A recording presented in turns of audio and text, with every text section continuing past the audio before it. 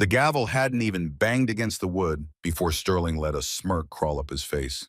He looked at his soon-to-be ex-wife Anya shrinking in her chair and felt a rush of pure, unadulterated victory. He had the best lawyer money could buy. He had hidden the assets perfectly, and he had convinced the court she was unstable. It was a masterclass in manipulation. He was minutes away from total freedom and keeping every cent of his fortune. But just as he turned to high-five his attorney, the heavy oak doors at the back of the courtroom groaned open. The temperature in the room seemed to drop 10 degrees. A man walked in, a man Sterling had never met, but whose face made the judge's blood run cold.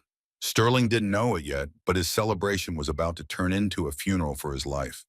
The air in courtroom 4B smelled of floor wax and old desperation, but to Sterling Reynolds it smelled like champagne. He adjusted the cuffs of his bespoke Italian suit, catching the light on his platinum watch. It was a subtle flex, a reminder to everyone in the room, especially the woman sitting at the plaintiff's table, that he was untouchable. Sterling leaned back in his leather chair, crossing one leg over the other. Beside him, his lawyer, Donovan Price, was stacking papers with the rhythmic efficiency of a blackjack dealer clearing the table. Donovan was a shark in a three-piece suit, a man who charged $1,000 an hour to destroy lives.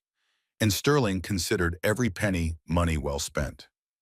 "Relax, Sterling," Donovan whispered, not looking up from his file. "We have them cornered.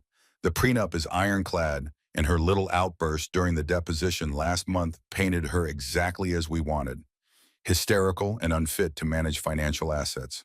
Sterling chuckled, a low, throaty sound. "I'm not worried, Donovan. I'm just enjoying the view. Look at her." He nodded toward the other table. Anya sat there looking smaller than he had ever seen her. She was wearing a simple gray dress that looked like something she'd bought off a rack at a department store, a far cry from the designer gowns he used to drape her in when she was his trophy. Her dark hair was pulled back in a severe bun, and her shoulders were hunched as if she were carrying the weight of the building on them. She looked defeated, broken. Sterling felt a surge of satisfaction. This was what happened when you crossed him. Anya had thought she could leave him. She thought she could expose his creative accounting regarding the offshore accounts in the Caymans. It was laughable. She was a librarian's daughter. He had plucked her from obscurity. She had no connections, no money of her own, and crucially, no fight left in her. "Mr. Reynolds," Judge O'Malley said, his voice booming from the bench. The judge was a stern man with a face like a crumpled paper bag and a reputation for hating time wasters. "Your counsel has made a motion to dismiss the request for spousal support based on the evidence of infidelity presented. Is that correct?" "Yes, Your Honor." Donovan stood up, smoothing his jacket. "We have submitted the logs. Ms. Reynolds' rendezvous at the Hotel Del Luna is well documented." It was a lie, a beautiful, expensive lie. Sterling had paid a private investigator $20,000 to doctor photos and create a digital trail that didn't exist. Anya hadn't cheated. In fact, Anya had been painfully loyal, even while Sterling was sleeping with his executive assistant, Tiffany. But the truth didn't matter in court. Only what you could prove mattered, and Sterling could prove whatever he paid for. Anya's lawyer, a court-appointed public defender named Sarah Jenkins, who looked like she hadn't slept in a week, stood up shakily. "Objection, Your Honor. My client denies these allegations. The photos are grainy and inconclusive of nothing. This is a smear campaign." Judge O'Malley sighed, rubbing his temples. He looked at Anya with a mix of pity and annoyance. "Miss Jenkins, the timestamps verify the location. Unless you have something substantial to counter the digital forensics, I am inclined to accept the evidence." Anya didn't look up. She was staring at her hands, her fingers twisting a plain silver ring. Not her wedding ring. She had taken that off months ago. "She's not even fighting back," Sterling whispered to Donovan, grinning. "It's pathetic. It's over." Donovan whispered back, "Watch this." The judge shuffled his papers. In light of the evidence and the plaintiff's lack of employment history during the marriage, the court is leaning toward upholding the prenuptial agreement in its entirety. Mr. Reynolds will retain full ownership of the tech firm, the marital home in the hills, and the liquid assets bin. Ms. Reynolds will receive the agreed-upon severance of $20,000 and will vacate the premises within 48 hours. $20,000. It was an insult. It wouldn't even cover a year of rent in this city. It was Sterling's final slap in the face to the woman who had spent 5 years organizing his life, hosting his dinner parties, and nursing him through his anxiety attacks before he made his first million. Sterling felt the adrenaline hit him. He had won. He had actually pulled it off. He looked over at Anya, willing her to look at him, wanting to see the tears, the realization that she was nothing without him. "Is there anything else before I issue the final decree?" Judge O'Malley asked, looking at the clock. It was 11:55 a.m. The judge wanted lunch.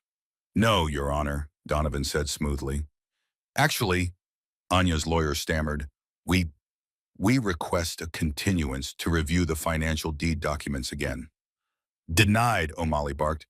"You've had 6 months, Miss Jenkins. A ruling now." Sterling tapped his pen on the table. A rhythmic tap, tap, tap of victory.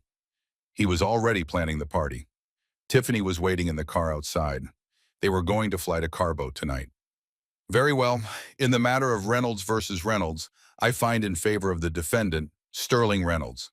The divorce is granted, and the division of assets is ordered as follows."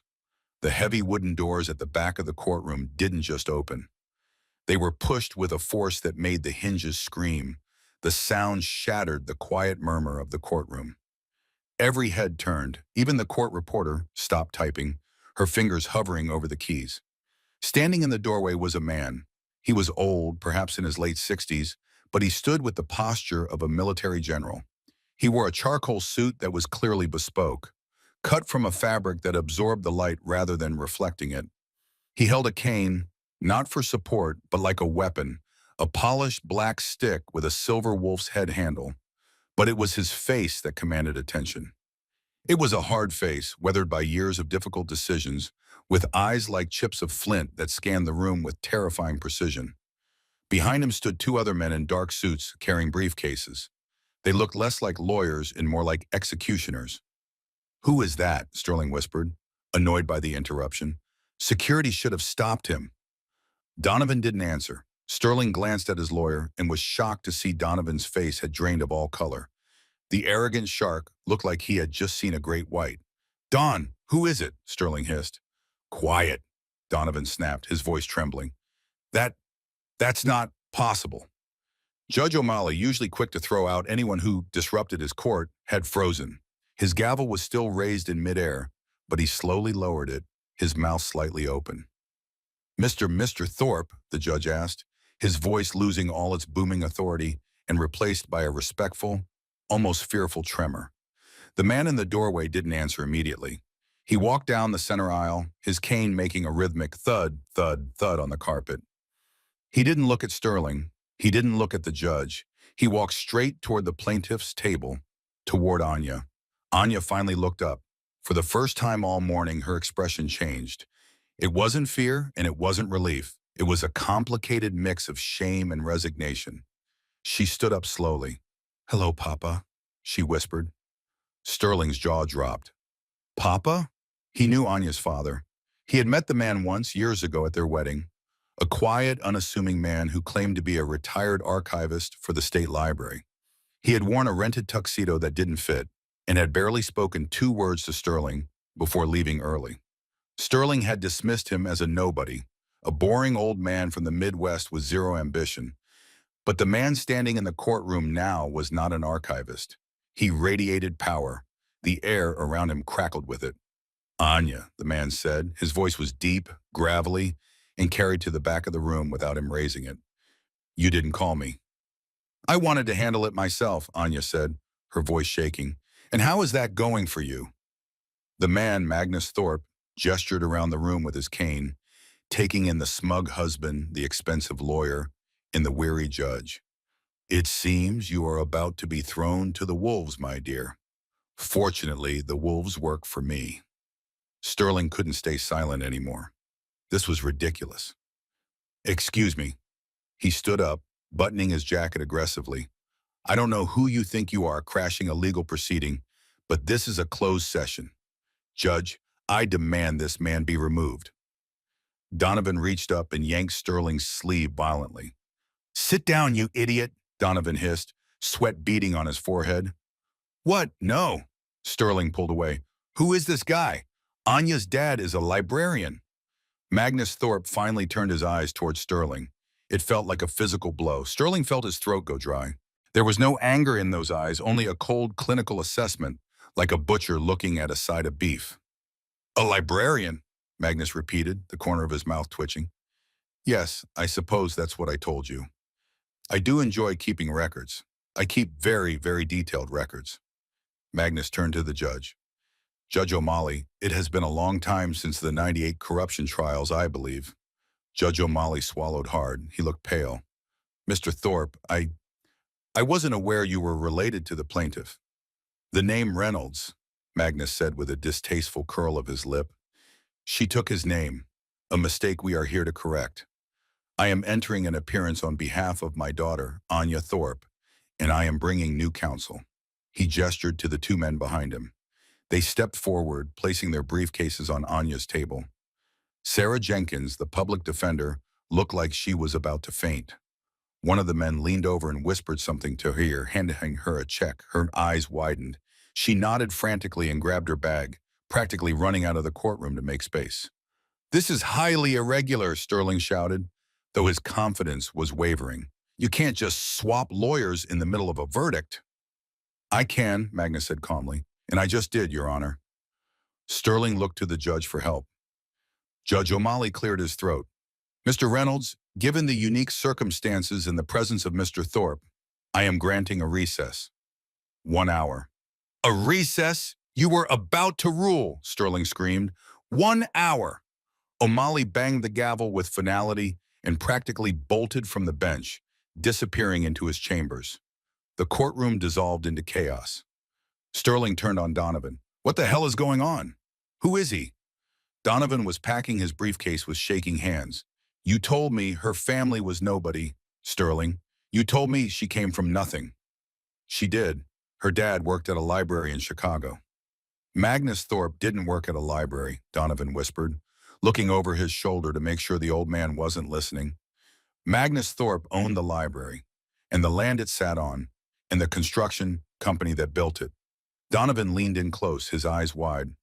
Sterling, Magnus Thorpe isn't a librarian. He was the lead prosecutor for the Southern District for 20 years before he went private. He's the man who took down the Valetti crime family. They call him the Gavel. He's not just a lawyer, he's a legal grim reaper. He retired 10 years ago and vanished. Everyone thought he was dead. Sterling looked across the aisle. Anya was sitting down, her head in her hands. Magnus was standing over her, one hand on her shoulder, speaking softly.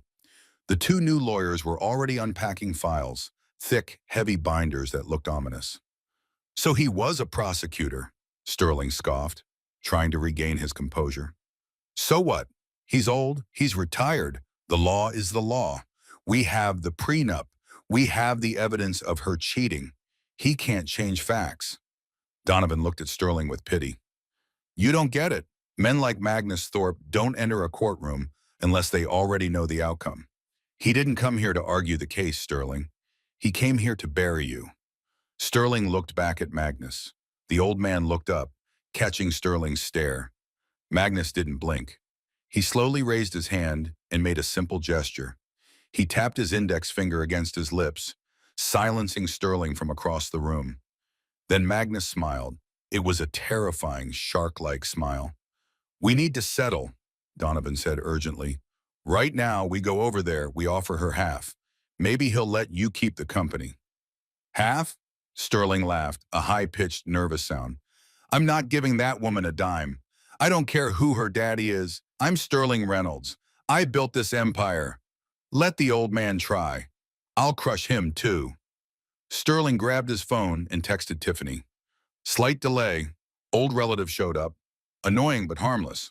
Order another bottle of Dom. He had no idea that the phone he was holding was already compromised. He had no idea that the harmless old relative had spent the last 48 hours dismantling Sterling's entire life, brick by digital brick. The battle hadn't just begun. It was already over. Sterling was just the last one to know. The hour recess felt like 5 minutes to Sterling. When they re-entered the courtroom, the atmosphere had shifted entirely. The air was heavy, charged with the kind of static electricity that precedes a tornado. Magnus Thorpe sat at the plaintiff's table, his large hands resting calmly on the polished wood. He didn't look at his notes. He didn't look at his daughter. He was staring straight at Sterling. It was a predator's stare, unblinking, patient, and terrifyingly confident.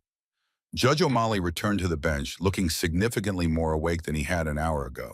He had clearly made a few phone calls during the break and realized exactly who was sitting in his courtroom.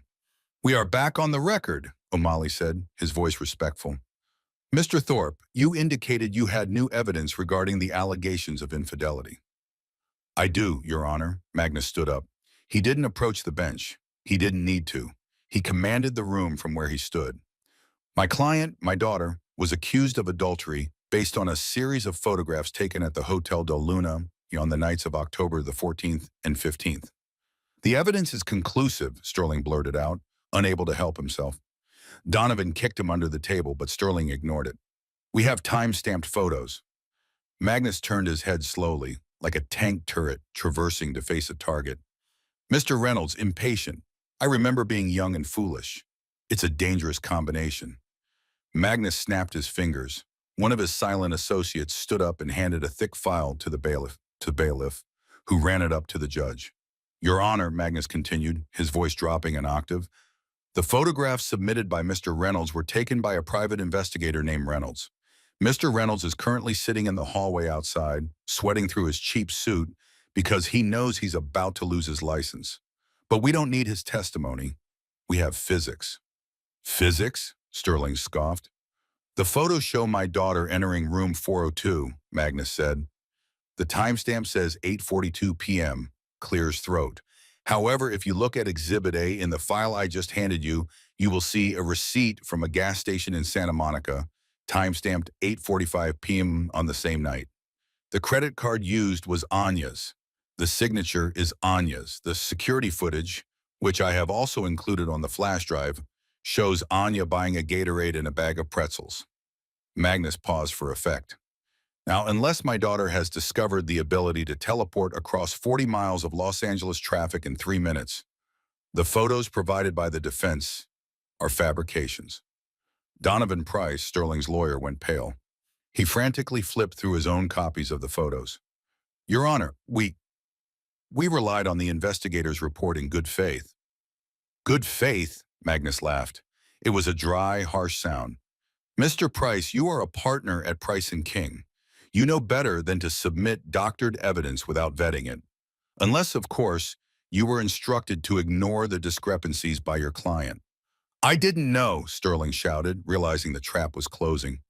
"The PI must have messed up the dates." "The PI didn't mess up," Magnus said, walking slowly towards Sterling's table. "He was paid an extra $5,000 in cash to enhance the narrative. We have the bank transfer records, Sterling, from your personal slush fund, the one you thought was untraceable because you named it consulting fees." Sterling felt the blood drain from his face. How did he know about the slush fund? So Magnus turned back to the judge.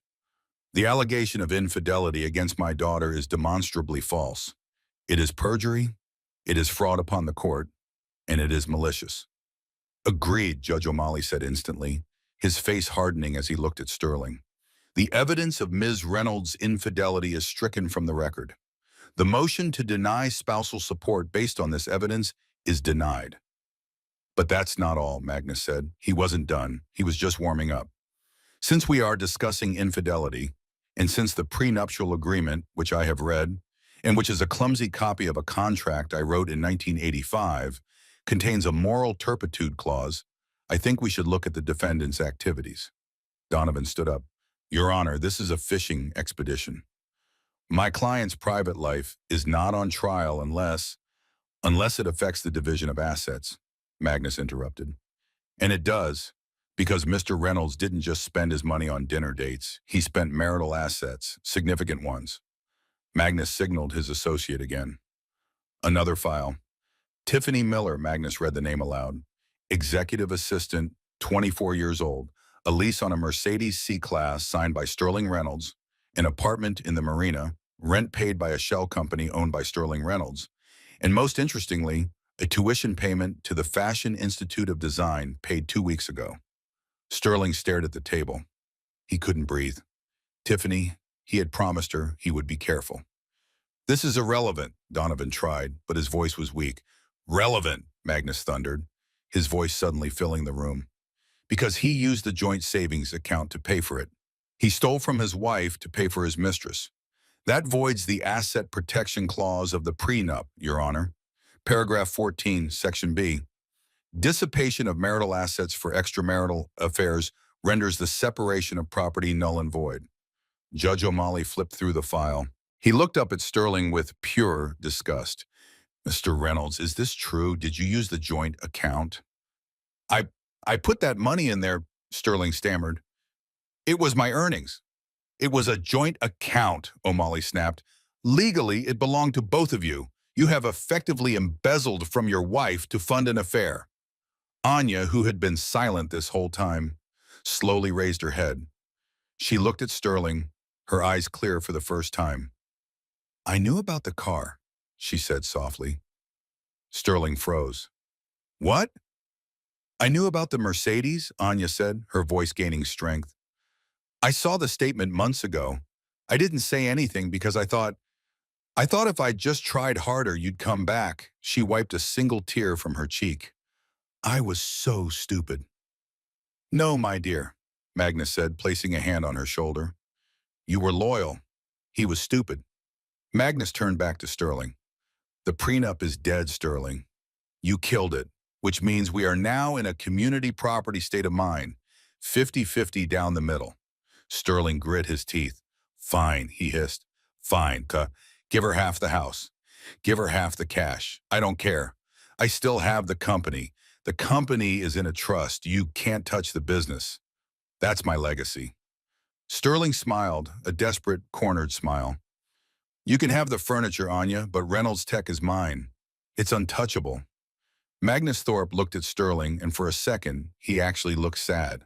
Not for himself, but for Sterling. It was the look a hunter gives a deer that doesn't realize it's already been shot.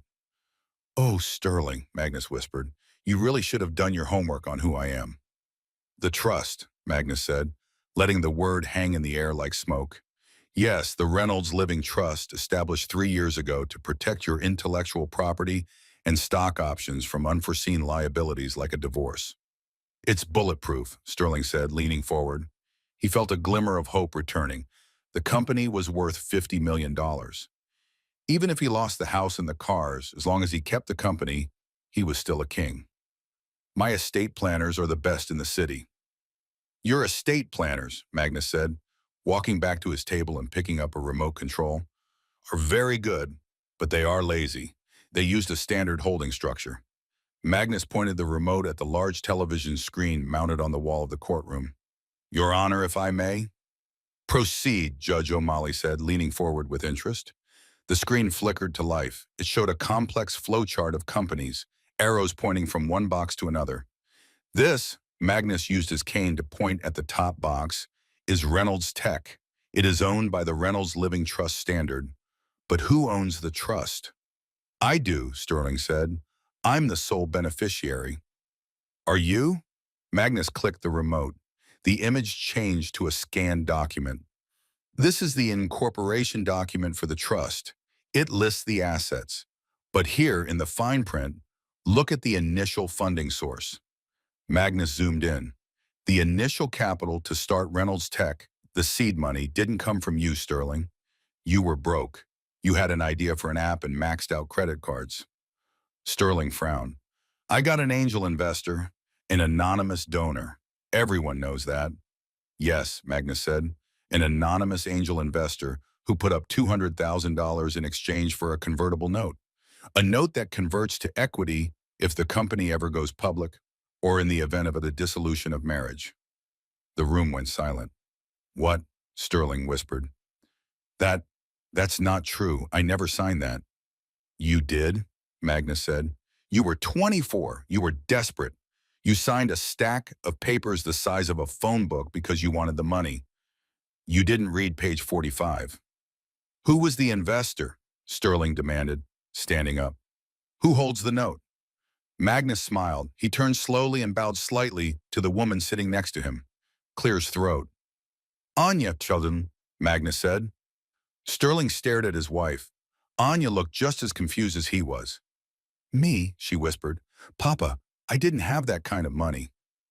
I did, Magnus said gently. 10 years ago, you came to me, Anya. You told me you met a brilliant young man with a dream. You asked me to help him, but you made me promise.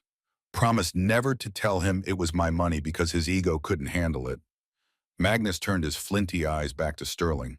My daughter believed in you so much, she begged me to fund your dream anonymously. I agreed on one condition. I had my lawyers draw up a convertible note. If you stayed married, the money was a gift. But if you ever divorced her, the debt comes due with interest and equity. Magnus clicked the remote again. A new chart appeared.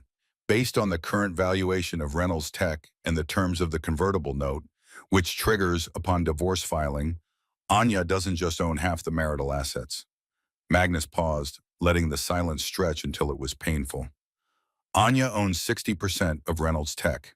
She is the majority shareholder. She is your boss, Sterling. No, Sterling gasped, clutching the edge of the table. No, that's impossible. This is a trick. It's contract law, Judge O'Malley said, looking at the screen with wide eyes. And if that signature is yours, Mr. Reynolds, it appears binding. I'll sue, Sterling screamed, his composure completely shattering. He looked like a madman, his hair disheveled, his face red.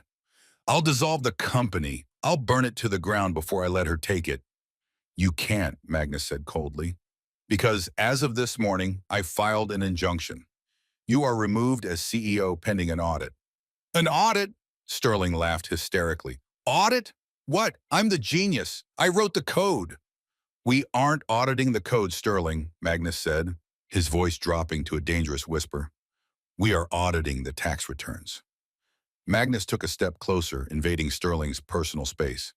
You see, when I was looking for the infidelity evidence, I found your other set of books, the ones for the Cayman accounts, the ones where you were funneling company profits to avoid U.S. taxes. Donovan Price, the lawyer, slowly closed his briefcase. He stood up. Where are you going? Sterling grabbed his arm. I'm withdrawing as counsel, Donovan said, pulling his arm away. I can represent you in a divorce, Sterling. I cannot represent you in federal tax fraud cases. I'm not going to prison for you. Donovan walked out. Sterling stood alone. The courtroom felt massive, swallowing him whole. He looked at Anya. She wasn't shrinking anymore. She was sitting up straight, looking at the man she had loved, the man she had protected, the man who had tried to destroy her. 60%? Anya asked her father, her voice filled with wonder. 60%, Magnus confirmed. Do you want to fire him now or wait until after lunch?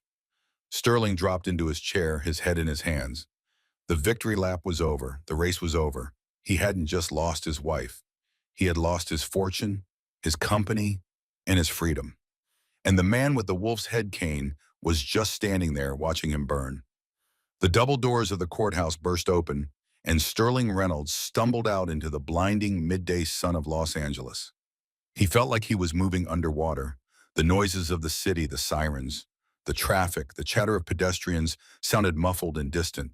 His heart was hammering a frantic rhythm against his ribs.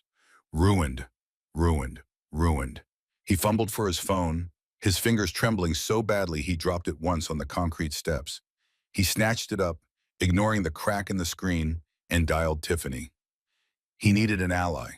He needed someone to tell him he was still the king, still the genius, still the man. Pick up, he hissed, pacing in a tight circle near a hot dog vendor who watched him warily. Hello? Tiffany's voice was sharp, annoyed, not the sultry cooing voice she used when he was buying her jewelry. Tiff, listen to me. Sterling gasped, loosening his tie. Something happened in court. A glitch. It's temporary, but things are going to be tight for a few days. I need you to pack a bag. We're going to the house in Aspen instead of Carbo, just for a week until I sort out this legal mess. There was a silence on the other end, a cold, heavy silence. Sterling, Tiffany said, her voice dripping with ice.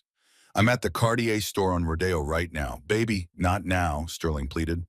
I tried to pay for the bracelet, she continued, talking over him. The card was declined. The black Amex declined. It's a bank error. My assets are frozen temporarily because of the divorce judge. It'll be fixed by Monday. I called the bank, Sterling. Tiffany said they didn't say it was frozen. They said the account was closed by the primary account holder. Anya, she can't do that, Sterling screamed, causing a woman walking a poodle to cross the street to avoid him. She did, Tiffany snapped. And then I saw the news. TMZ is already running a headline. Tech mogul Reynolds investigated for massive tax fraud. What? That's impossible. It's been 20 minutes. You're toxic, Sterling, Tiffany said. I'm not going to Aspen. I'm going to my sister's. Don't call me and don't come to the apartment. The landlord just called me. Apparently, clears throat. The rent check bounced too. Click. Sterling stared at the phone. She was gone, just like that.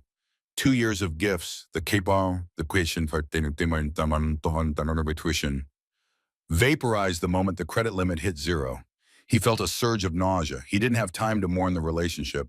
He had a bigger problem. Magnus Thorpe had mentioned the Cayman accounts. He had mentioned the other set of books.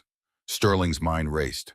The physical hard drives. He kept a backup of his shadow ledger. The real numbers.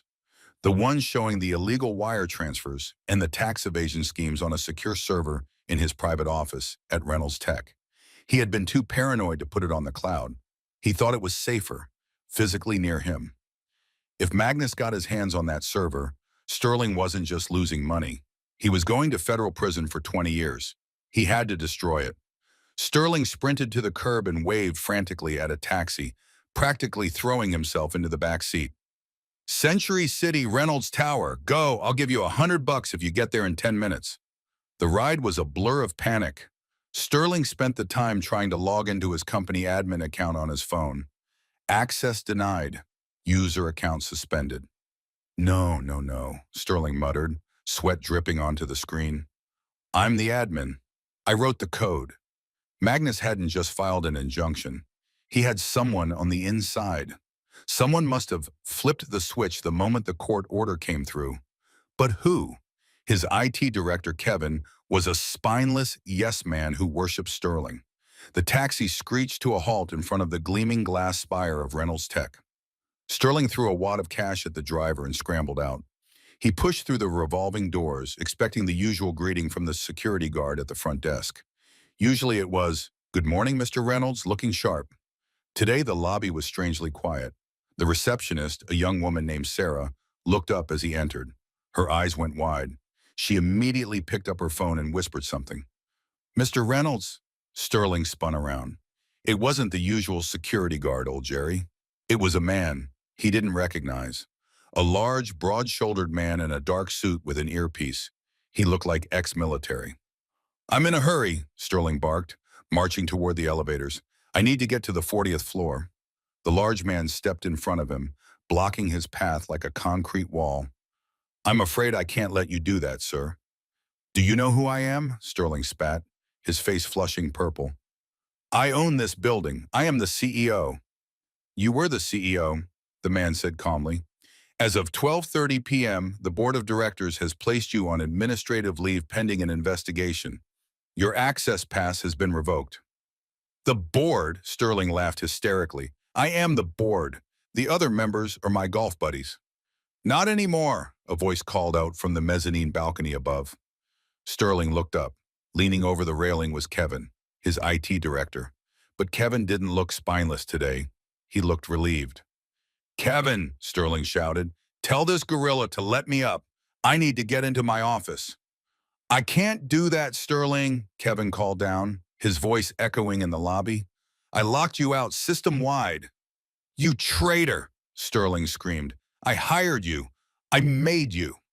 You underpaid me for 5 years and stole credit for my encryption algorithms," Kevin shouted back, finally letting years of resentment loose. "And you know what? Anya called me an hour ago. She offered me a raise and a percentage of the stock if I secured the servers. Guess who I work for now?" Sterling felt the floor tilting beneath him. Everyone was flipping. The rats were jumping off the ship, but they weren't drowning. They were swimming to Anya's boat. "I need my personal effects," Sterling lied, desperation clawing at his throat. My medication is in my desk. You can't deny me my heart medication." The security guard stared at him. We can have someone bring it down. No, I need to get it. Sterling tried to shove past the man. It was a mistake. The guard didn't budge. He simply grabbed Sterling's arm in a vice-like grip and twisted it behind his back. Sterling yelped in pain, his face smashed against the cool marble of the security desk. Let him go, the voice came from the entrance. It was deep, gravelly, and commanded instant obedience. The guard immediately released Sterling, who stumbled back, rubbing his shoulder. He spun around to see Magnus Thorpe standing in the revolving doors. Beside him was Anya, but they weren't alone. Behind them were 6 people wearing navy blue windbreakers with yellow lettering on the back. FBI. The lobby of Reynolds Tech became a tomb. The silence was absolute. The only sound was the hum of the air conditioning and Sterling's ragged breathing. Sterling looked at the FBI agents, then at Magnus, then at Anya. His brain refused to process the reality. This was a divorce hearing. This was supposed to be about who got the beach house. How did it turn into a federal raid in 3 hours? Hello, Sterling, Anya said. She looked different. In the courtroom, she had been dressed simply. She hadn't changed clothes, but her posture had transformed. She stood with her chin up, her hands clasped in front of her, looking at him, not with fear, but with a profound, pitying disappointment. Anya, Sterling wheezed, you can't do this. You're destroying the company. Our company. If they raid us, the stock plunges, we lose everything. I don't care about the stock price, Sterling, Anya said softly. I care about the truth. Truth doesn't buy yachts, Sterling yelled, losing control. You stupid woman, do you have any idea what I built? I cheated the system because the system is broken, everyone does it. Not everyone, Magnus interrupted, stepping forward. He tapped his cane on the marble floor. And certainly not on my watch. One of the FBI agents, a stern woman with glasses, stepped forward. Hunter Reynolds. I want a lawyer, Sterling said, backing away until he hit the security desk. You'll have plenty of time for that, the agent said. We have a warrant for the seizure of all electronic devices and physical records located on the 40th floor, specifically relating to offshore entities, Chimera Holdings, and Blue Wave Consultations. Sterling felt his knees buckle. They knew the names. They knew the specific shell company names. How? Sterling whispered, looking at Magnus. Those files were encrypted, 256-bit encryption. Nobody has the key but me. Magnus smiled, a slow, predatory curving of his lips. Sterling, do you remember when you first started the company? You used to work out of the garage at our house. You used to leave your notebooks lying around. That was 10 years ago. And you have a habit, Magnus continued, of using passwords based on things you think you own. Your first password was your car's license plate. Your second was the street address of your first office. Magnus leaned in close. So I took a guess. I told my forensic accountants to try Tiffany. Sterling's face went white. It didn't work, Magnus admitted. But then I thought, no, he's too narcissistic for that. So we tried Hunter 1. Magnus chuckled. It opened the first firewall. The rest was child's play for the specialists. You aren't a genius, Sterling. You're just a predictable man with a god complex. Sterling looked around the lobby.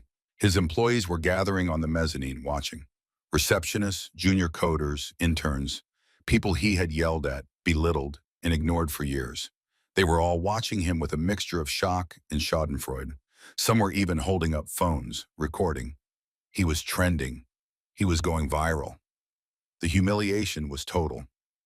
Anya, please. Sterling tried one last tactic. He dropped to his knees. It was a pathetic, theatrical gesture, but he had no shame left. Baby, please, I'm sorry, I messed up. I lost my way. But don't let them take me. We can fix this. I'll fire Tiffany. I'll sign the papers. I'll do whatever you want. Just tell your dad to call off the dogs. Anya looked down at the man on his knees. He looked small. The expensive Italian suit was rumpled. His hair was a mess, and his eyes were wet with tears of self-pity. She remembered the man she had married. She remembered how he used to hold her hand when she was scared. She remembered how he promised to take care of her. And she remembered how he had looked at her in the courtroom this morning like she was garbage to be discarded. You're right, Sterling, Anya said. You did lose your way.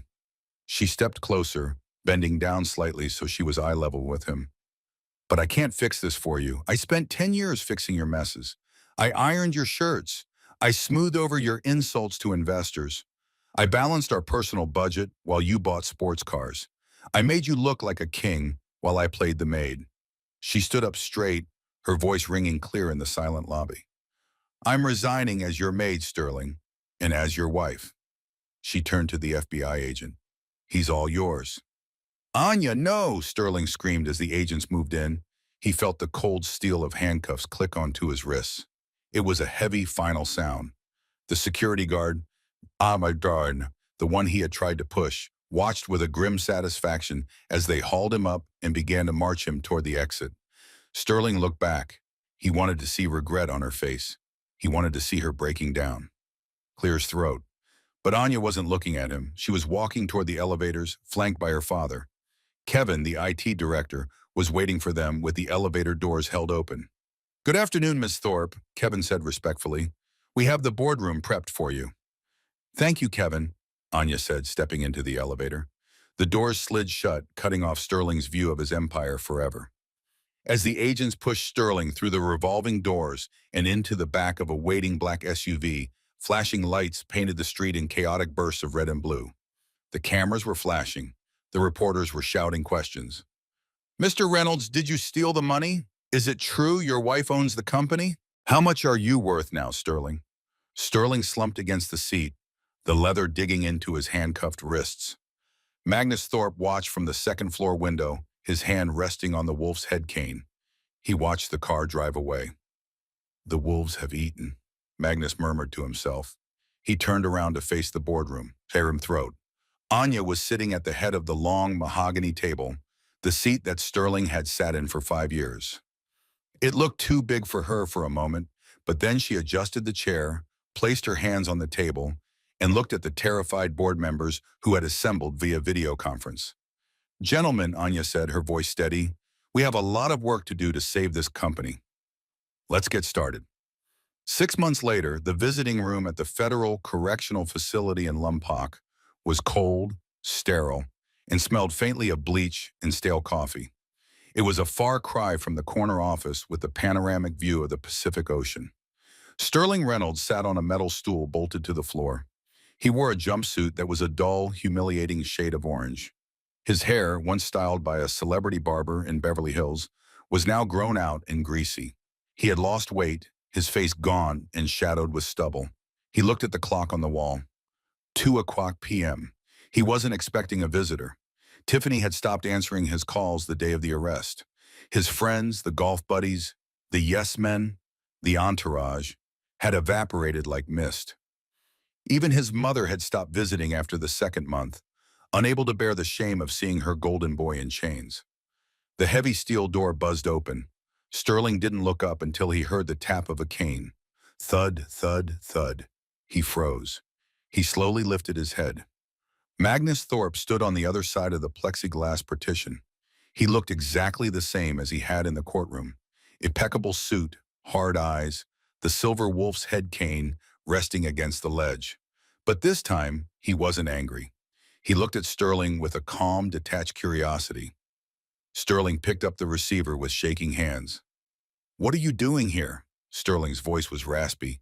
He hadn't spoken to anyone but his cellmate in days. Came to gloat. I don't gloat, Sterling, Magnus said, his voice tinny through the phone. I verify. I like to see things through to the end. Well, you won, Sterling spat. Are you happy I'm looking at 15 years?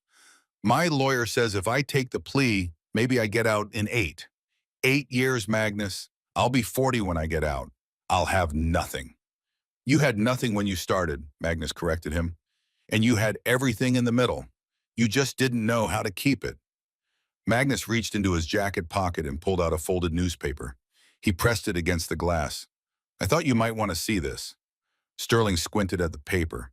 It was the business section of the Times. The headline read, Reynolds Tech Rebounds, New CEO, Anya Thorpe, announces Clean Slate Initiative and record profits. There was a photo of Anya. She looked radiant. She was wearing a white power suit, standing at a podium, smiling confidently. She didn't look like the mousy, frightened woman from the divorce hearing. She looked like a titan of industry. She didn't sell it? Sterling asked, stunned. Everyone said she'd liquidate, cash out.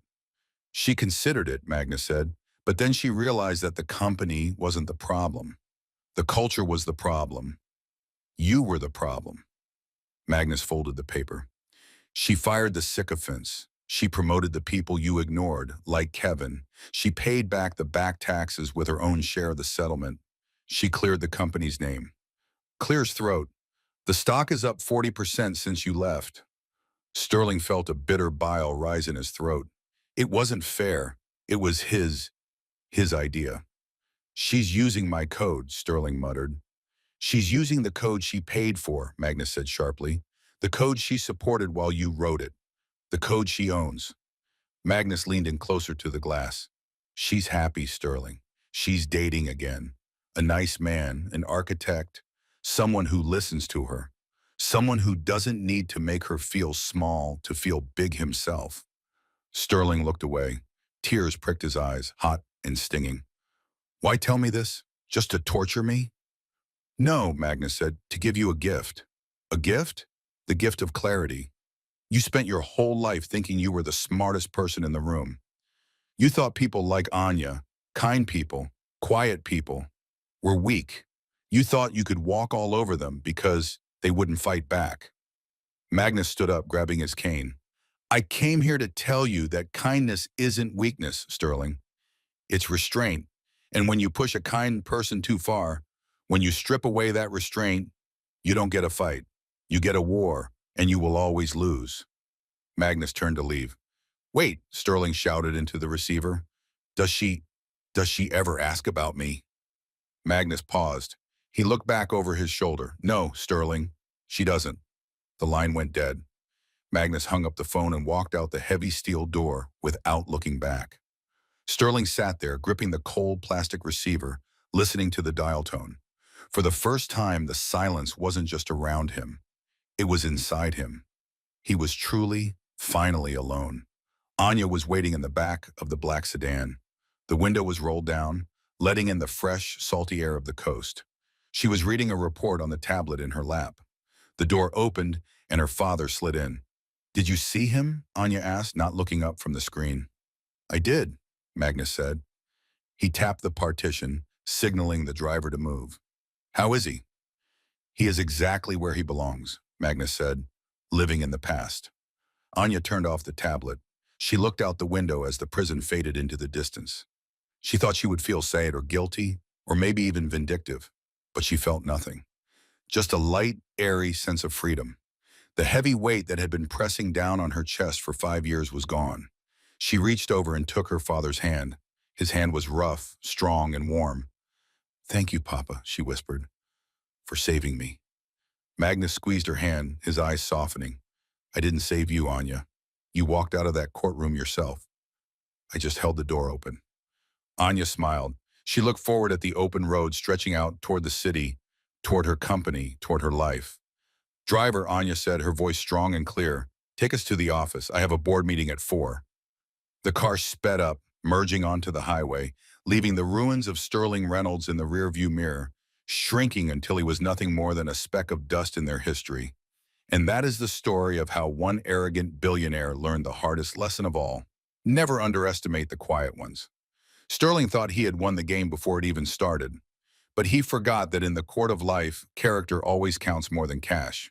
He lost his fortune, his freedom, and his wife, all because he mistook her kindness for weakness.